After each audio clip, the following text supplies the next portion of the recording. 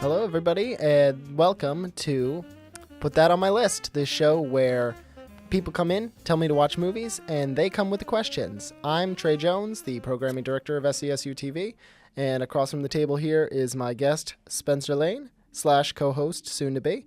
Would you like to greet yourself or say anything extra? I am the guest today. I may be the co-host in the future episodes, but today I have brought you questions about this great movie I recently watched called The Usual Suspects. Yeah. Have you seen it? Well, yes, because you told me to. Yep. You put it on your list. I did. I put it on my list, but now I can take it off my list because I've seen it. So All right. Did you like it? I did like it. You know, as just to get sort of that hurdle of liking out of the way, I did like the movie. You liked the movie? I had a lot of interesting thoughts about it, but I figured you could come to the questions first, and eventually our discussion will devolve from that format into just talking. So why don't you start? What is your first question for me?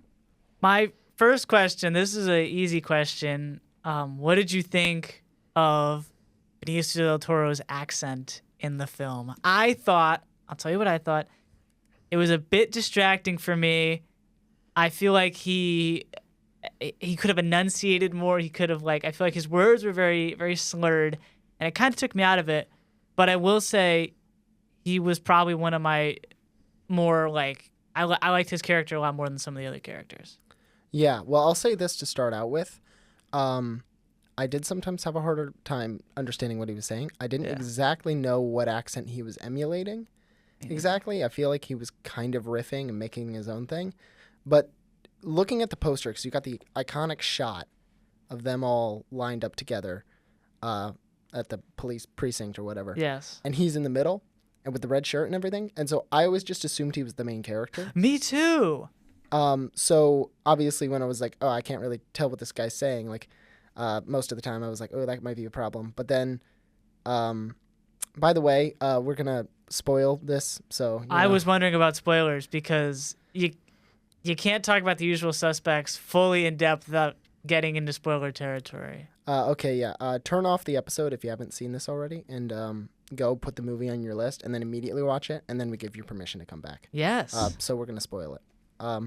But anyways, yeah, he doesn't last very long. Well, he lasts like halfway the movie. But he lasts longer than one of the other Usual Suspects, I will say. But one of the more unusual of the usual. Yeah. But yeah. I really did think he was the main character. And I feel like you don't hear much about anyone else in that movie that isn't Benicio del Toro. Like, when I think of The Usual Suspects, I go, well, who's in that movie? Benicio del Toro. And that was the extent of who I knew from the movie before I watched it.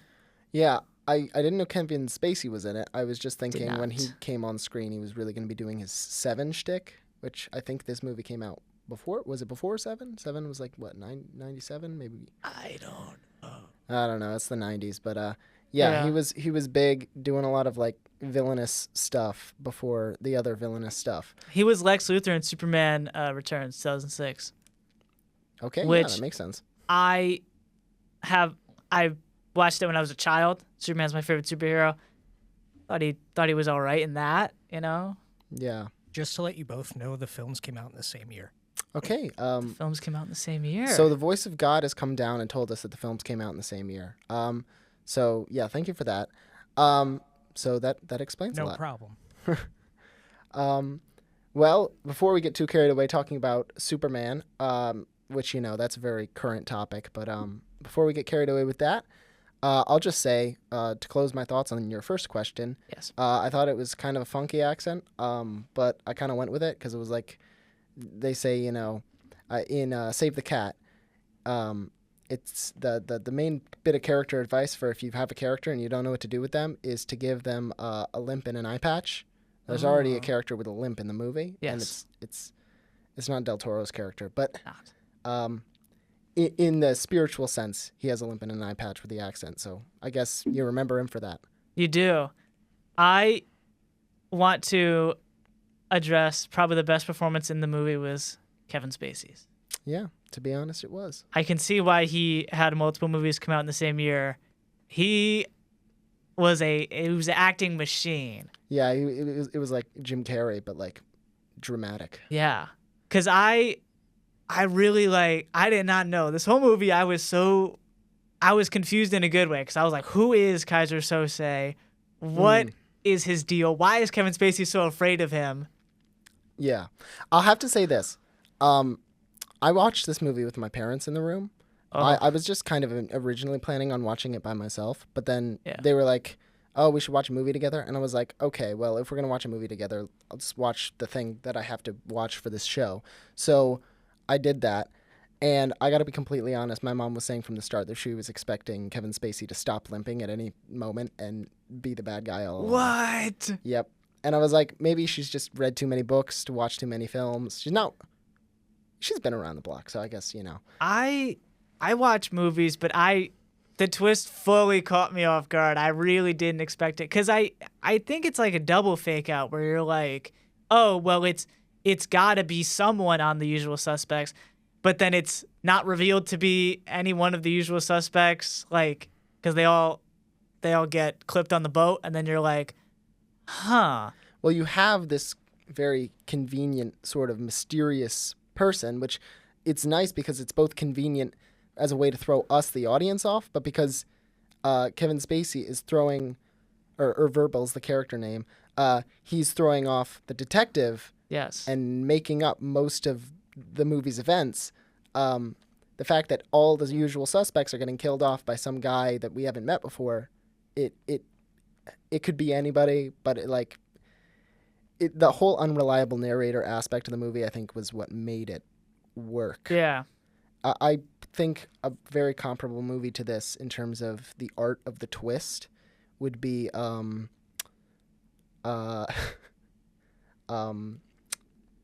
man. Oh, this is bad. No, yeah, this is bad. Oh man, why do you have this? I don't want to derail your train of thought, but say your thing while I don't pay attention to you and remember the movie. Okay. The Prestige. The Prestige. There you go. Yeah. I haven't seen it. Thank you. I haven't seen it. Oh well, it's a twisty movie. It's a twisty movie. Okay. So I guess you put that on your list because that's the name of the show. Yeah. And maybe we'll have you host another day where I go to you with the questions about The Prestige because I would always be willing to watch that movie again. But it's a similarly twisty movie where the idea is the art of the twist is it's never like, oh, the butler did it, but the butler didn't do it. And you're kind of going between those two choices. You can never give the audience two choices. It's got to be like 35. And then the choice that you go with is the 36th they didn't mention. Whoa. Okay. Because it's always like you give them a twist that they can kind of, that the audience can kind of get. But then you reach even further and you give them something extra you weren't expecting. So something I'll say about thinking about The Prestige is you get a twist that you might be able to figure out, but then the next one that's going to happen, you're not going to see it coming. I have another question for you. Yes. This is on the topic of Kaiser Soze. Giancarlo Esposito's character and the whole, I guess, subplot per se of the burn victim who they needed to translate for whatever. How necessary do you really think that was? Or was that because when I was originally watching, I was like, where is this going? They can't understand him. What is Giancarlo Esposito even doing? I feel like the brunt of the story comes from Verbal's flashback moment in the police office. What was your opinion on the B plot of Giancarlo Esposito's character finding this burn victim and attempting to get Kaiser Soze's image out of him? Well, I'll be honest in saying that for the fact that I think it was the most forgettable aspect of the film, in a film that's trying to throw you off constantly, forgettability is an important tool. And I think the whole thing about them sort of establishing this burn victim really early in the film, but then not having the payoff be until the last 30 seconds, essentially, where you get the chance to forget that this whole subplot is taking place where they're trying to figure out what Kaiser Soze looks like. And you don't even know at the beginning of the film that they're trying to figure out who Kaiser Soze is because when the guy says Kaiser Soze, that's the first time you're hearing the name. So I think from a writing standpoint, for this kind of movie, which is not your usual sort of movie. It's a mind game type thing. Yeah. I think it worked. But like the thing I always think with movies like this, where it's an authorial versus audience sort of thing, where it's a very meta idea, where like the screenwriter is trying to throw the audience off, and the audience is trying to catch up with the screenwriter. You can kind of forget that these characters we're supposed to be imagining that they're real people. Yeah. And that's the slippery slope that can come as a result of writing for an audience and not writing for the story. Okay. That's just a little nugget of storytelling controversy, or like, it's a subject a lot of people sort of go back and forth on, like, when franchises for multiverse crossover movies happen, and you're like, nobody's going into this movie thinking that it's not a movie or getting immersed, because they're going to be like, ooh, I know who that guy is. It's that actor. And it's like, there's no immersion whatsoever. The greatest example of that is Spider-Man, the third one with Tom Holland, where if you watch that movie for the plot and the story, you are not watching that movie. Or the even more famous example, which is the Five Nights at Freddy's movie, when Matt Pat comes on screen. Dude, that was awesome. And he says, that's just a theory. Well, yes, but do you think the Five Nights at Freddy's movie is written well up to that point, or do you think it's just like... I just had fun with it. Yeah, right? It's just that's, I think, this may be a controversial take. I like fun movies just as much as I like movies like The Usual Suspects, where it's like you have to watch and really pay attention. I like fun movies like Spider-Man, the third one with Tom Holland. I think that's a perfectly fine movie. I like when Andrew Garfield shows up. I cheered in the theater. I was excited. I knew it was happening years before the movie came out. Yeah, I knew it was happening. I saw the airport photos. Yeah, but I still enjoyed it. And I think those movies, like I recently saw Captain America Brave New World with this whole Marvel movie thing where it's like, are they cinema? Are they theme park rides, as Scorsese would posit? I think it's just, can we just enjoy movies? I think we can enjoy movies. I think there's nothing wrong with trying to put definitions for types of movies. Like this is like one of those movies where it's not really about immersion in the Which sense I agree that with Scorsese. These Marvel movies they have gotten to the point where it's just you go to be entertained. You don't come for stories anymore for a Marvel movie. Well, if we get somebody on who's a huge Marvel fan, it's going to be a very fun episode. I will defend my point, because I will say, tell me the plot of Spider-Man the third one with Tom Holland. Another time. But I'll say this much in terms of this whole immersion debate about twisty movies. Yeah. This movie is immersion, does have immersion, not in like that you're trying to believe that these characters would be real people, but that you're looking at every detail and you're like categorizing characters, and you're trying to like think about moments, like the shot of the of like all the tackle equipment at the docks that Verbal is supposedly hiding behind when the shootout is happening. Yeah. But they keep zooming in closer and closer and closer to that tackle box, and I'm just looking at this thing and I'm thinking, I don't see him there because he wasn't there. I didn't know what that was at first. I was like, why are they showing me this empty screen of stuff? Yeah. And then at the end I was like, oh wait, he's supposed to be behind it, but he's not behind it. Okay. Because he made it up. Which I think that's when it clicked into place for me. I was like, wait a minute.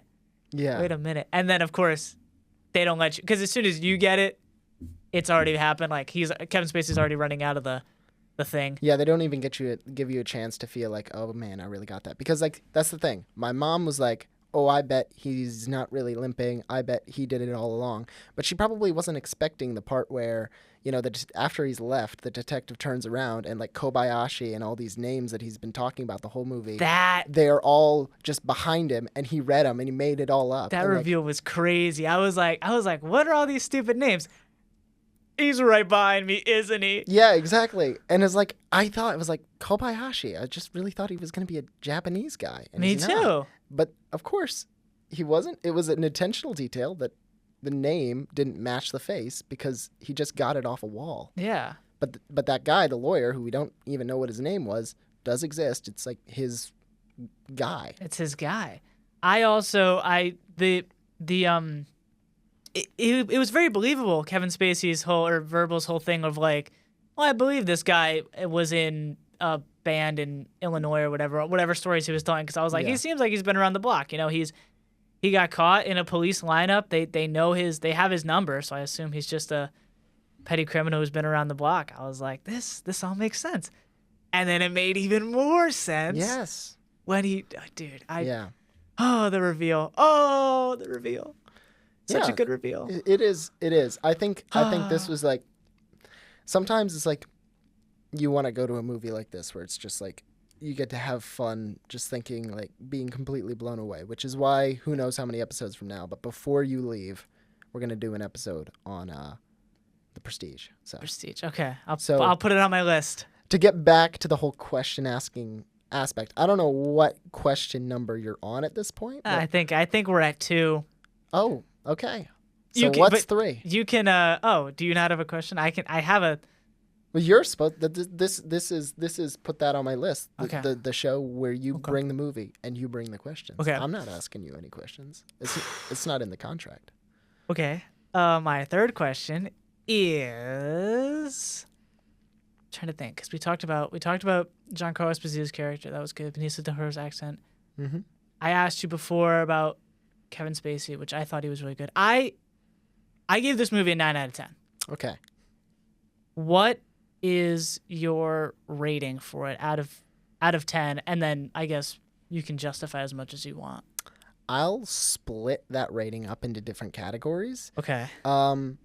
Cinematically, I'd give it like a 7 or a 7.5 in terms of actual like composition and lighting. Like it was good, but like kind of for its time, a lot of movies looked like that. Yeah. You know, it was very, in a lot of ways, plainly shot, but at the same time, the editing in terms of like cutting back and forth between like 8 subplots and flashbacks, that was where it really shined. So I'd give that a 9.5 out of 10, because I guess giving a 10 out of 10, just nobody believes you if you say that's a 10 out of 10. So I guess you'll get 9.9 repeating. That'll be my highest rating I give on the show. Not to interrupt you, but I recently watched a 10 out of 10 movie, or not recently, but it was last semester. I did not think it was going to be a 10 out of 10. It was The Hurt Locker with Jeremy Renner, Anthony Mackie. It was about a bomb diffuser guy. Dude, I don't know what it was, but it was so good. 10 out of 10. If I get to recommend another movie and you haven't seen The Hurt Locker, I will talk about The Hurt Locker on this podcast, and I will be even more excited than The Usual Suspects. Or I can get someone else to talk about The Hurt Locker for me. Okay. Maybe.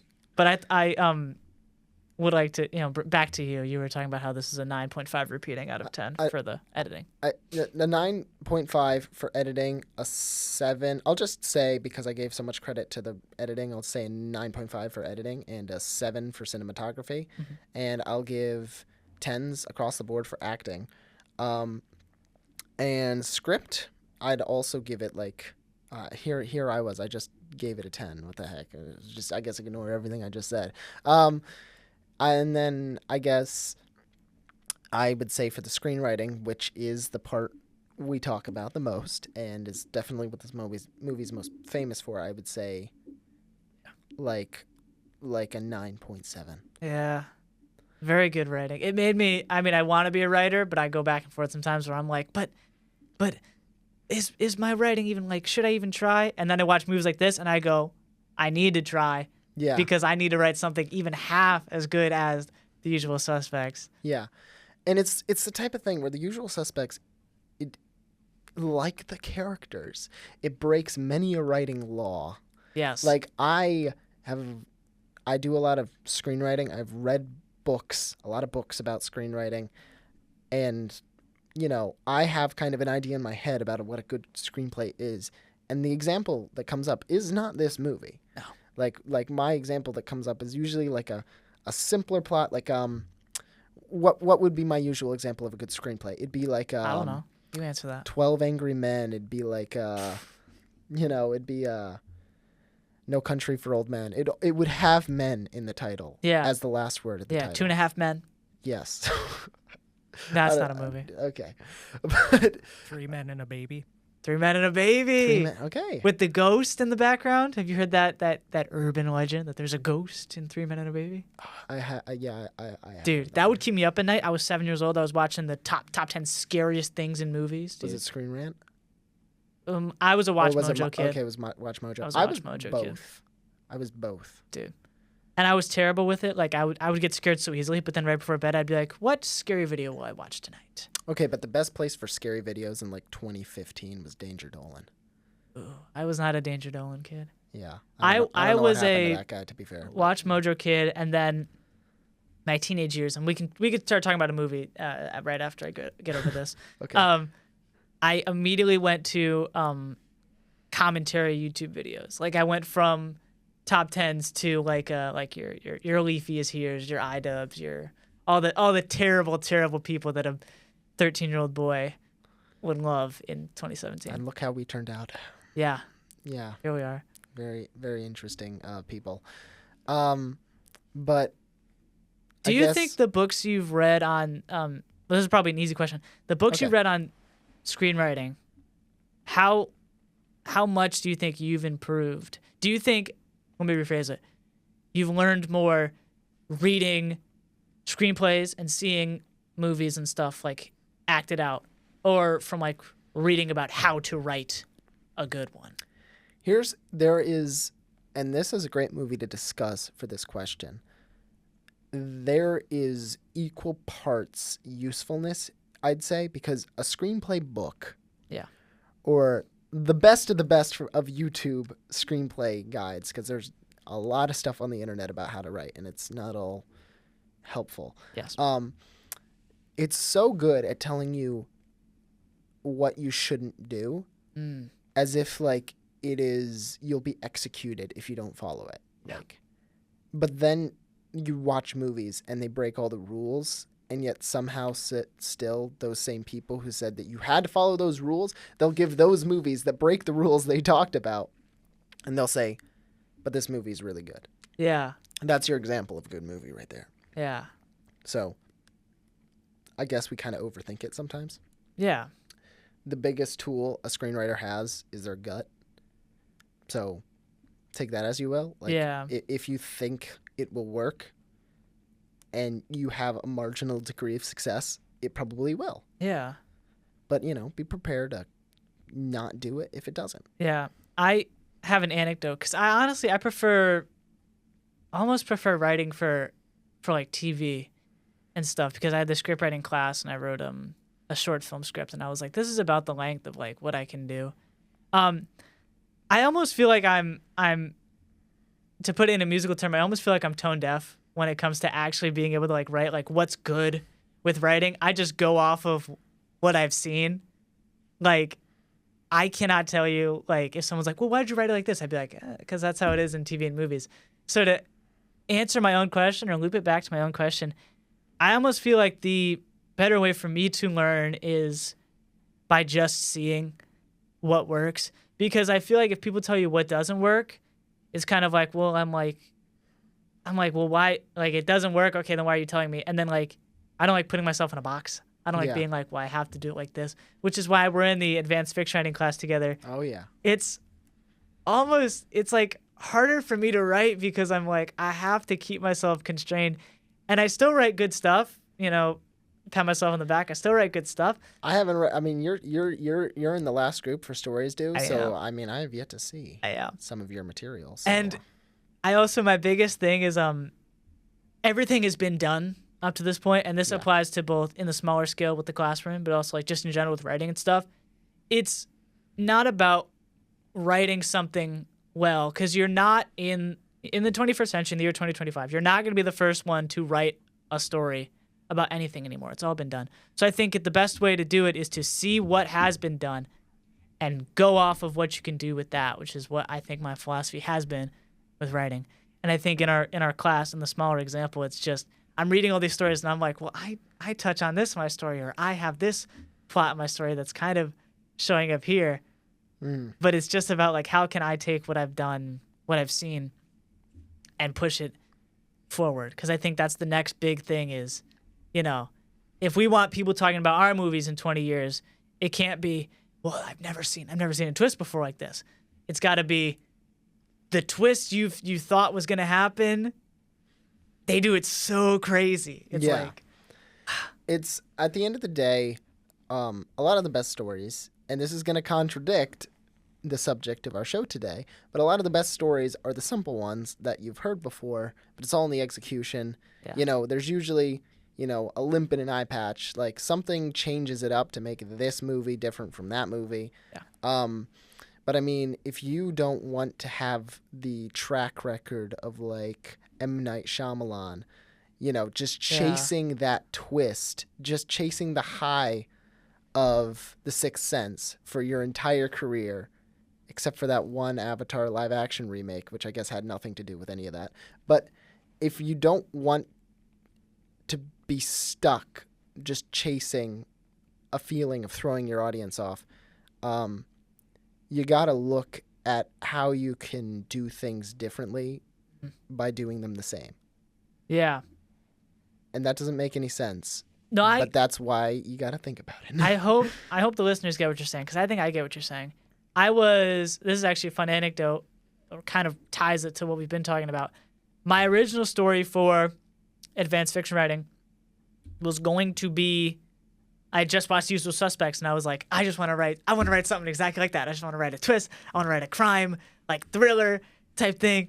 And then I got like 600 or so words in, and I was like, where is this going? Like, I'm confusing myself writing it, because I'm like, what do I want to happen? And I think, and then I went to class, the advanced fiction writing class, and I just got a new idea. And this idea is so much more simple. It's so much more grounded, and I think that's the trick. Is sometimes you just got to look at it. It's due in 2 days as of recording this. Yeah. Is it done? Or is it nearly done? It needs to be finalized per se. I have all of the, well, actually, I don't have all the story beats. I'm trying this new thing, where I kind of write it from the back forward, because I know how I want it to end. And I'm trying to think of like, how do we get here? Which is a way you can approach all writing, is like, how do we get here? Because there's two, you can either go start and you go, this happens and this happens, but this happens. Or the way I'm trying it now is I write it from the back, and I'm like, how does this happen? How do we get to this? So you're writing that story about that guy in that place who does that thing?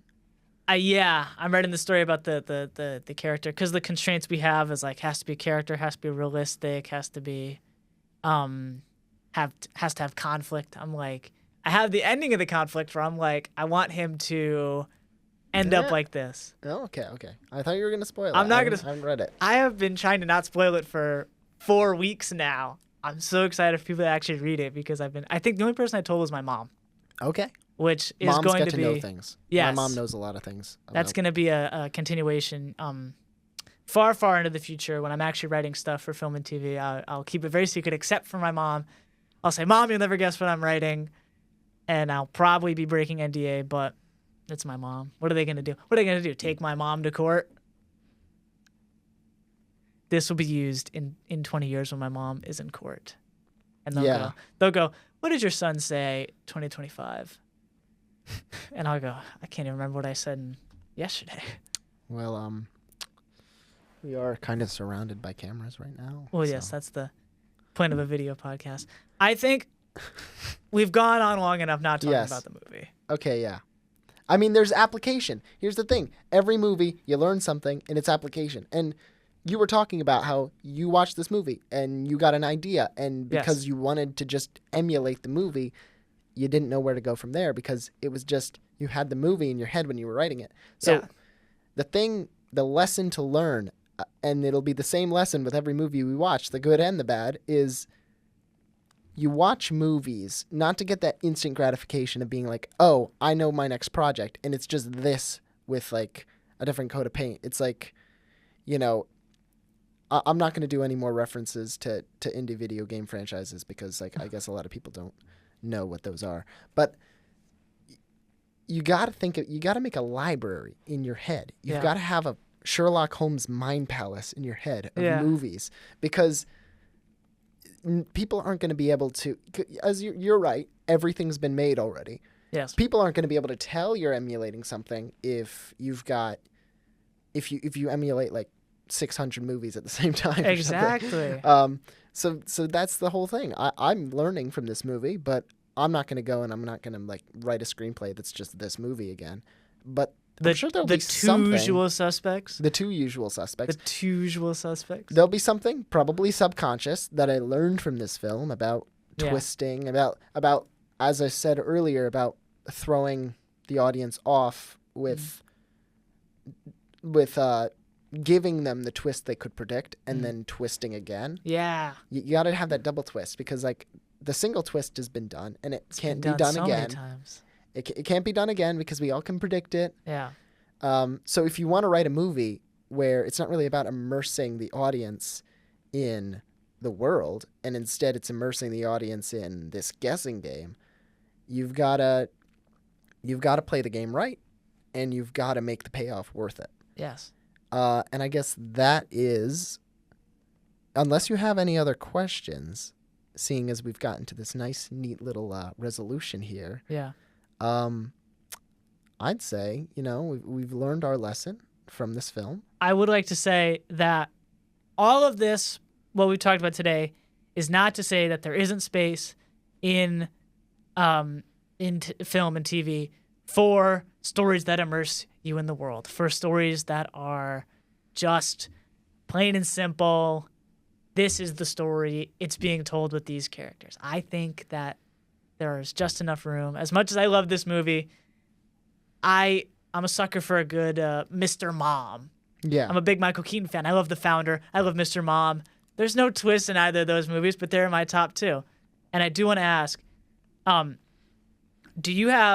talk about a library. Am I the only person who's like amassing a collection of like movies that I'm going to show my kids one day, where I'm like I don't want to force them to like any of these movies, but if they don't like Baby Driver or The Founder or La La Land, we might have some problems. Do you have a movie? I definitely do have a lot of films.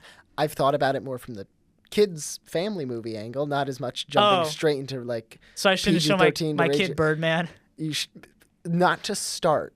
You'll have to be patient. Yeah. Now, if they're like 2 to 6 months old, you can show them Birdman fine. They're not going to remember a bit of it, but they might get scared. They might, but then they'll sleep and they won't remember. Okay. I don't remember anything from before 3. There's something scientific about that, Yeah, but this isn't the science podcast. This is the movie podcast. Yeah. And we talked about the movie. Yeah, we did. And I think I can check it off my list. Aha! Is that going to be your new thing? You say that at the end of every episode? Yep. I'm going to do a little that's my thing. That's his thing. That's how we end episodes around here. So I hope that was, for our viewers at home, that was very, beneficial to you, entertaining. If you thought we contradicted ourselves, we did, and we will continue to do so. So never try to predict what we think, because even we don't know that. I mean, I'm speaking for you right now. That's the twist. That's the twist. But the real twist, the double twist for me, is I always contradict myself, and I find enjoyment in that. Yeah. Well, having the enjoyment in contradicting and contradicting plots and thoughts, I hope you had fun with today's episode of Put That on My List. That's the name of the show. Have a good one, and I'll see you another time.